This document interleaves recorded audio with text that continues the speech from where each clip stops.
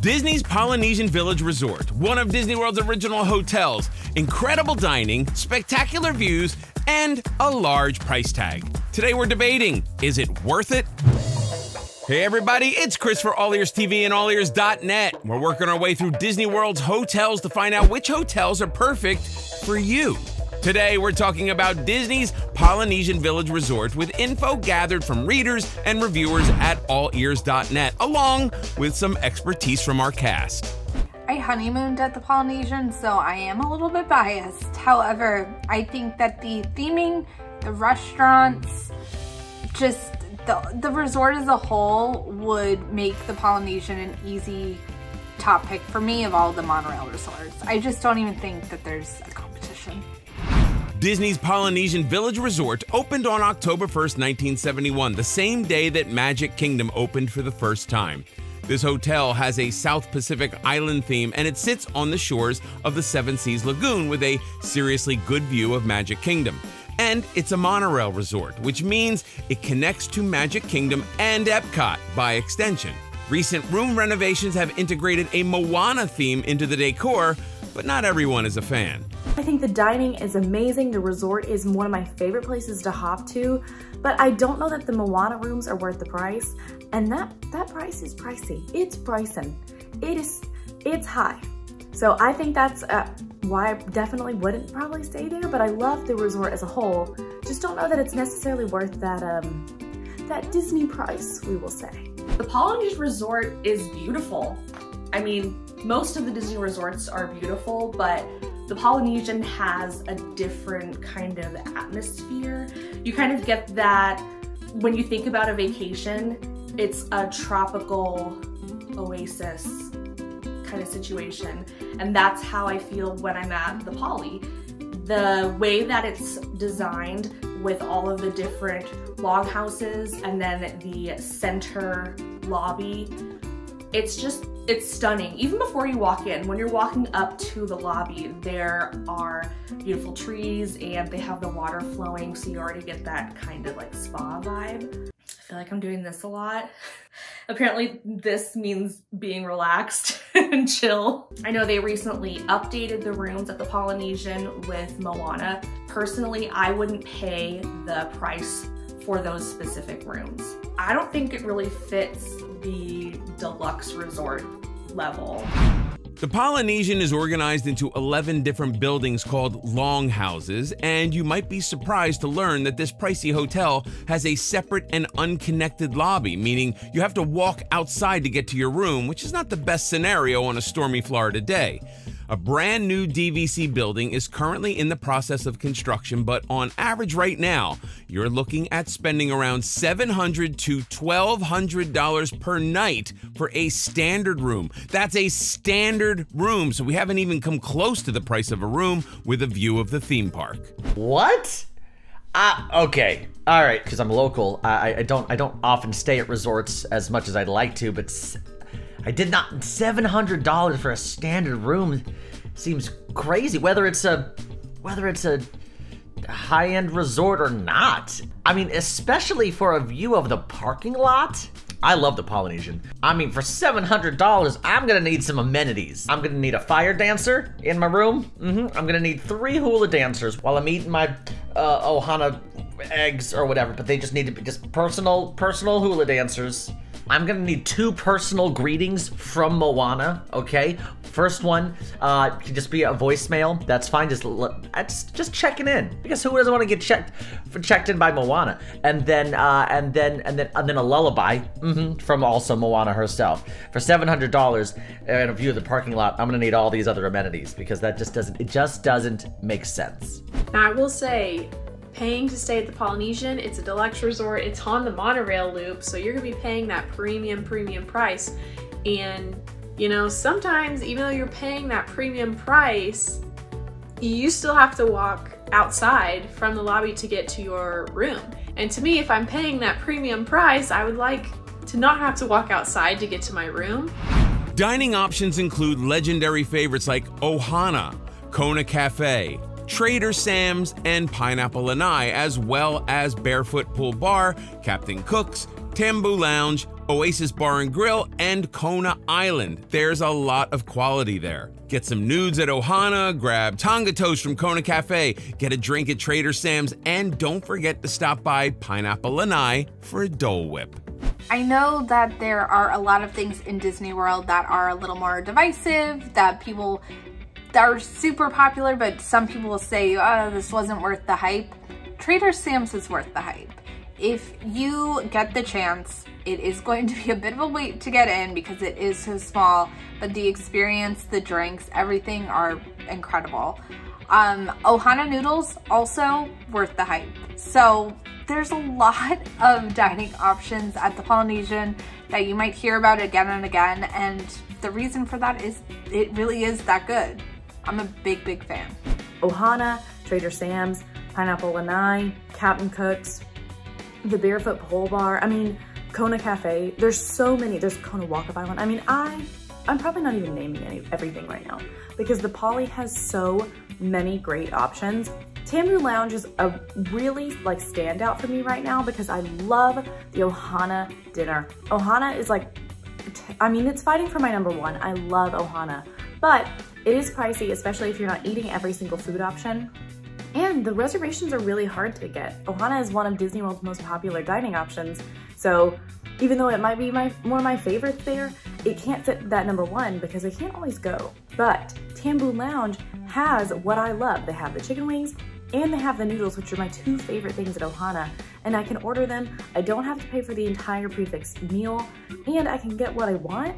So although that might be like an unconventional choice, Tambu Lounge is actually like holding a pretty top spot for me. I also really love Trader Sam's, but that's more about the atmosphere and the drinks are fun, but I think that's more, like I said, more atmo than dining itself. The Tambu Lounge is located on the upper level of the atrium in the main lobby, and some of the windows overlook outside onto the pool. You can see the beach. You can even see Cinderella's castle in the distance, which I like that view. I think it's really great. And what I'll do with my friends is meet up there and we'll just order one of everything on that menu and split it so we can get a taste of all the different options that they have. That stereotypical tropical on the beach vacation, you can fulfill that by going to Polynesian, grabbing a Dole Whip from Pineapple Lanai, and then heading over and just parking yourself on the beach and just enjoying your treat. I'm literally imagining it right now and I'm feeling very, very relaxed. Okay, so what do all ears readers think? An anonymous reader said, my mom booked us a room here for my senior trip and I just about cried when we arrived. I loved this resort so much. From the food to the rooms to the plants around the resort, this resort is amazing. The beach that faces Magic Kingdom was one of my favorite things about this resort. Now I will say that the beaches at the Polynesian are really nice. They're really fun. I have spent many a nights where I didn't go to Magic Kingdom to watch the fireworks, but I would go to the Polynesian instead and watch the fireworks from the beach. There are some chairs out there, there's some swings. If you get there early enough, you can sit there. They pipe the music through so you can hear the music. Obviously, you're not going to see all of the castle projections. It's more just so you can see the actual fireworks. But I have many a times gotten something to eat at Captain Cook's. I've got the rice with the meatballs, it's really good.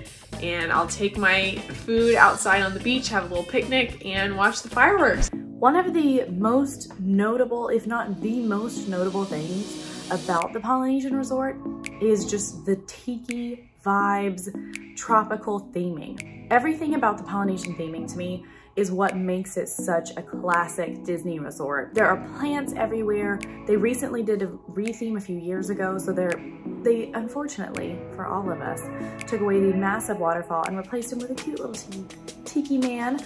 Although I was not a fan of him, he has grown on me. I think it just puts you in the mind space of like a true vacation.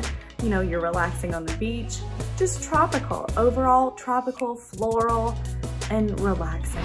On the flip side, Ski New York was not a fan of the cost, stating, Unless multiple food options are a priority for you, the only reason you should stay here is if you're going to the Magic Kingdom multiple days and you have young children. And an anonymous reader wrote, loved the resort and atmosphere, but it lacked a lot of food options. Only had Polynesian tropical food, which is not the best for picky eaters. Okay, now you have, there's a point there. I mean, like, there is something really nice about being on the monorail loop, and it is great if you have a family and, you know, having to get in an Uber or a bus or like all those kind of things to get to the park is tough. But having the monorail right outside of your resort where you can just kind of walk on, go to the Magic Kingdom, especially if you're planning on going to the Magic Kingdom for multiple days like they mentioned, this is definitely, it's a huge help for sure. But does it justify the cost? I am personally a very big fan of the food options at the Polynesian. However, it is not your typical theme park fare. It is going to be flavors that not every palate is going to enjoy. So if you are with a picky eater, keep that in mind, especially if you are looking to make reservations at a few of the more pricey restaurants. This is my thinking drums. Disney itself is already expensive, and the Polynesian Resort is one of the most expensive properties that you can stay at. I personally, if I'm going to be spending that kind of money, I'd rather go somewhere else that has more of a deluxe feel, not only in the common areas, but also in my room. The resort itself is gorgeous. It has great dining, a lot of amenities. The rooms are kind of like whap whap. I don't think it does. I don't think it does. I love the Polynesian, but I don't think I can justify $700 for a normal room. $700 for like a suite or something like that. However, if we are comparing Polynesian to other monorail resorts based on that price, I would say that this is the one. If you're gonna pay $700 for a monorail resort, out of the three, Contemporary, Polynesian, and Grand Floridian, I would choose the Polynesian. The Polynesian pros and cons. The pros, it's a gorgeous hotel with amazing restaurants on site and the location is ideal. The cons, it's a super high price with a potentially long walk from the lobby to your room, and it's far from other Disney parks. Still not sure? Let's get some final thoughts. Okay, overall, my thoughts on the Polynesian. It's a beautiful, beautiful resort. The vibes are amazing. I love good vibes. Vibes are great. It's got good food right there on property. However, it's very, very expensive, and I am not eager to pay those prices for a deluxe monorail resort. Even if you're not staying there, go visit, go resort hop, see what it has to offer, and just hang out. Why I say I love it is because it is just stunning. Everything about it is so beautiful and relaxing and tropical, and it's a place that I would want to spend my vacation on, maybe if it was priced a little less. I have had days where I go to Magic Kingdom, and when I want a break from the park, hop on the monorail. Head to the Polynesian. It's a great place to get some AC, grab a drink, get some lunch, and then you can go back to the parks. I do think you can allocate a lot of that money maybe to something else, right? Because when you're going to Disney World, the whole goal is to not spend a bunch of time in your room, right? At your resort. I mean, you can spend some time, like, you know, for swimming or like dinner or whatever. But really, the reason to come to Disney World is to go to the theme parks. So I'm a big proponent of finding a nice room. I'm a little, you know, not a bad room, but just a nice room that has the things that I need to make me happy in the morning and at night, and then we're good.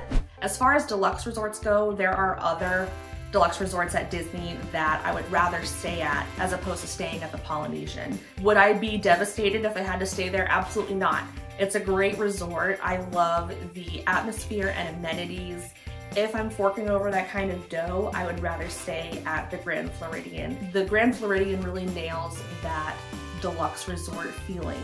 I think between the fantastic location on the monorail, the dining options, the theming, there's really no downside to me for the Polynesian other than the very high price tag. But since you are going to have that anywhere in the Magic Kingdom Resort area, the Polynesian is 100% going to be my pick for the best hotel to stay at on the monorail loop. If you like being as close as possible to Magic Kingdom, this is an ideal hotel for you, but if you want a more central location or a hotel that doesn't force you to walk outside to your room, this isn't for you.